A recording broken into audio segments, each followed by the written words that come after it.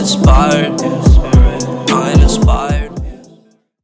Hey there guys, how's it going? My name is Sumit Chatterjee from the Flow Zone Academy, and I'm a flow state coach, which means that I help you feel better and perform better. Today I'm talking about the difference between radical honesty and brutal honesty. Now both of these words, the media like to blow them out of proportion, okay? Brutal, you think about types of adult-themed content or some kind of a Viking era or some kind of thing that is completely savage. And radical, I mean, media portrays it as extremists, and they've kind of taken over this word to mean something else. However, the Sanskrit meaning of the word radical is root. Okay, and this is what I believe. It's the leaves located at the base of the plant or the stem. Okay, so it comes back to the root, come back to the source. You could say it's source honesty. Okay, would be a better word for it. Source honesty versus word vomit. Okay, that's the way that I'd reframe these two. Source honesty versus word vomit. What is brutal honesty or word vomit? Word vomit is just like you say whatever's on your mind, you have no filter, you offend anybody, you don't care, you ruin your relationships, you kind of just, you falter all over the place, and you just like, you need to vent, and so you go blah, and you need to vent again, and then you go blah, right? And then you want to complain, and then you complain. There's no such ownership of your feelings or emotions, or a care or compassion for who you're communicating with, or the audience that you're communicating with. These are the secrets to authentic communication that I've learned over the years, okay? It's very important that you recognize this. So, source honesty is getting to the source of your communication. What do you want to say with as less words as possible? How can you be concise, precise, and have a clean communication line with what you're trying to communicate? And again, the word trying, it's like you don't try to communicate, you just do it. Here's an example in this video of radical honesty or source honesty. My lips are dry right now. I feel some pain back of my neck because I had yoga last night with Yogi Chris as part of the boot camp, so I'm also lacking a lot of sleep because, again, this is San Jose time and I'm in India, so I had to wake up at 3:30 a.m. Of course, I do wake up every morning at that time anyway, so it wasn't an issue. What else? I'm trying to convince you guys to sound cool right now because I want you guys to like this video. I'm feeling my heart beating, and it's beating faster, but now that I mention it, it's slowing down. I'm noticing my shoulders rising, a little bit of tension. I'm going to consciously drop them right now. And straighten my spine as I make eye contact with the camera. Okay, this is an example of source honesty, okay? And I've been doing it throughout this whole video, so you're going to get examples of it, alright? Radical and source honesty is getting to the root, getting to the base, the foundations of your communication and what you feel. It's like these are my hands and my legs, this is my communication, this is my emotions, these are my feelings, okay?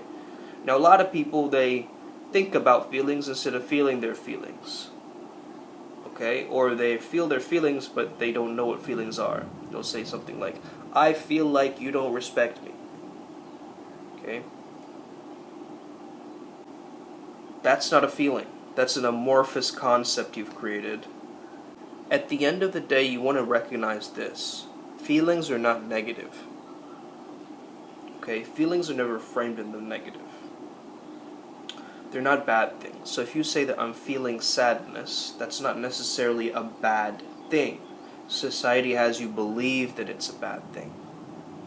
But sadness just tells us that this is a situation that's meaningful to us, which is why we're sad in the first place, okay?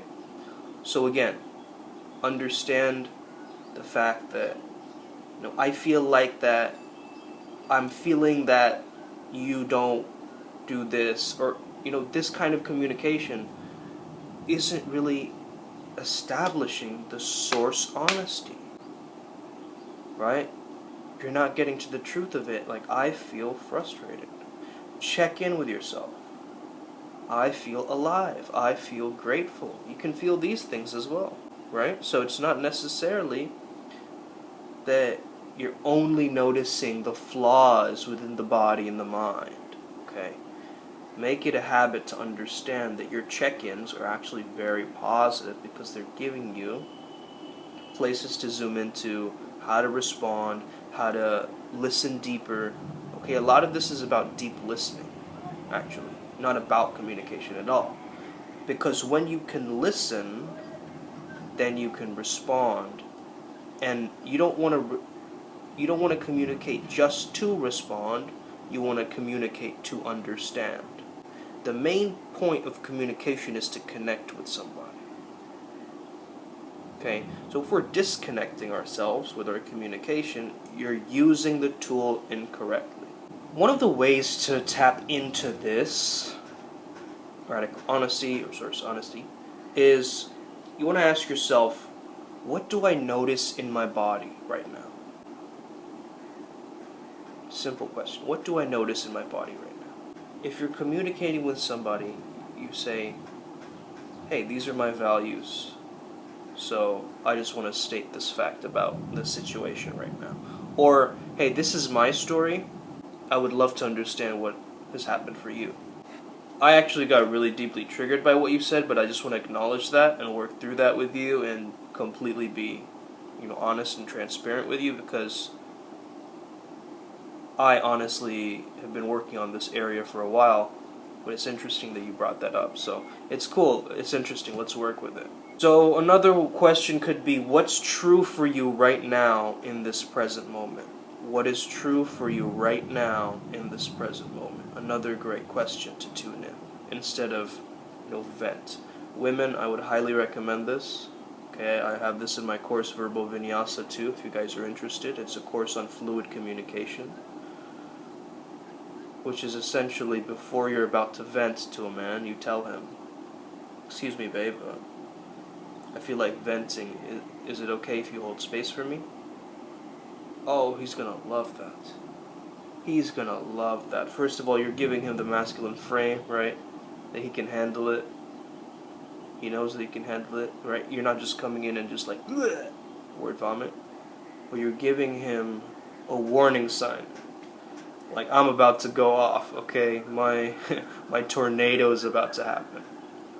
Beautiful thing you can tap into, okay? Amazing toolkit. So it's not about having a global truth or create some philosophical debate or create arguments out of thin air. It's about being truthful and correct. And it's not about avoiding conflict, right?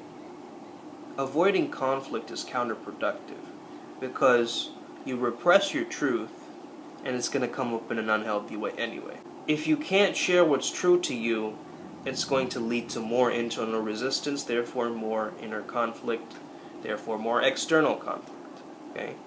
As within, so without. So the real question is, how can we be aware enough to notice our triggers? Who's the you that's being triggered? Notice it's the you that taps into the body's memory bank, and the only way you can catch those cues, the triggers, is if you deeply listen. Once again, it comes back to listening. It comes back to compassion as well. Dualities like different textures, hard and soft, right? So authenticity would be you holding different varieties of textures. Okay, wood, metal, right? I'm just using this as an analogy, obviously. But authenticity is being able to hold a lot of different plates at once and hold them very swiftly and fine. And you're not like this clumsy waiter with them, but all of the plates are being held very accurately. And you're able to have this, sense of relevance with your authenticity. You're able to come across not as it's being manufactured in some way to sell you some product, right? A lot of companies do this. They manufacture authenticity and transparency because it's trendy to sell you a product or something. okay? That is definitely not the intention of this channel. I don't know why other channels try to do that. I mean, being authentic is just a way of life, right? And essentially what authenticity is deeply about is deep present joy. Okay, so one of the other questions you can ask yourself is, how can I lean into my deep present joy? What's the next step to feeling deep present joy? You see, authenticity is just presence. Because authenticity is changing all the time, right? You can be inauthentic 1 second and change back. It's like not this end-all be-all state, right? It's not static, it's dynamic. It's fluid, it's changing.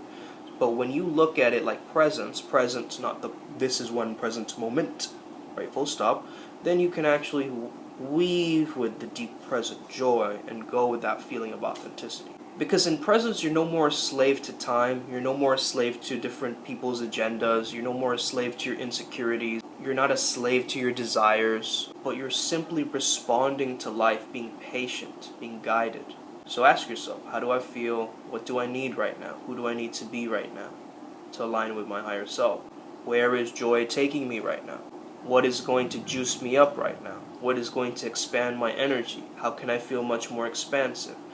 How can I create even more of a miracle today? These are all questions that you can stack throughout your moments of the day. And one which I love is Wirgo, W-I-R-G-O. Many of you know this one, right? Wirgo, what is really going on? But understand that flow state, to be able to tap into the flow state, you got to get into that deep listening state. Full body listening, okay? As actors, I mentioned this in my book TPM, we have an on-stage body and an off-stage body. On-stage body is really active, right? You're listening, you're leaning in, you're interested, you're intrigued, you're still engaged. Off-stage body is like, relax my body completely. Right? There's no tension, there's no effort, it's just like blah. Right? You're just like silly putty. But when you're on stage, you're like, active, right? Dynamic, gestures. So understand that, accept yourself for where you are now, instead of fragmenting yourself into all these different identities. True leaders, and I mean really true leaders, visionaries, flow Jedis, you guys are not trying to be fearful and hoard everything. You're not trying to be greedy. You're not trying to be in the dark feminine of manipulation and all this kind of stuff, right? Or you're not trying to be in the dark masculine of greed and all this kind of stuff. So you're basically infusing with the flow, which is where the joy really is birthed. This is the dance of masculine and feminine again. That's what authenticity is, holding these two textures and not getting polarized so much. Understanding that as a man, there is a dark side where you become oppressive, a controller, a tyrant, a competitor, where you get so latched onto that you can't find and be okay with the feminine chaos of your life, right? And as a woman, you might feel this trope of the wild woman becoming very popular, but again, look, the divine feminine is actually very healthy. It's not this wild woman being portrayed, okay? Now, untamed wild woman, look, you can go ahead and go with that archetype, but I think it's been deeply misrepresented in culture, okay? Especially in the spiritual community. So, being deeply present with yourself will give other people permission to also deeply be present with their selves. They're going to embody their presence as you are in your presence. You see what I'm saying? The issue is, not a lot of people are communicating like this, okay? So if you're taking on this work, which is again inner work, you are also taking on a big responsibility, because you are shaping the other people on this planet right now, right? And the people doing inner work aren't the loudest voices in the world right now. That is the issue. That is the crux of this work. So if you can get voices like yours or mine on this channel out there more and get people to hear the message of what's truly coming across, what's truly deeply within you and within your heart and having to express yourself, it's going to unlock something very beautiful, okay? And I think that's how we can spark change. And not try to change the world, but just create a ripple enough that we start to. So if you aren't familiar with that intuitive voice within, that voice of guidance, tap into the flow state, and learn to amplify that voice. I think ultimately all inner work comes down to being of service, helping others, okay, and contributing to a better society. So I hope you enjoyed this video today.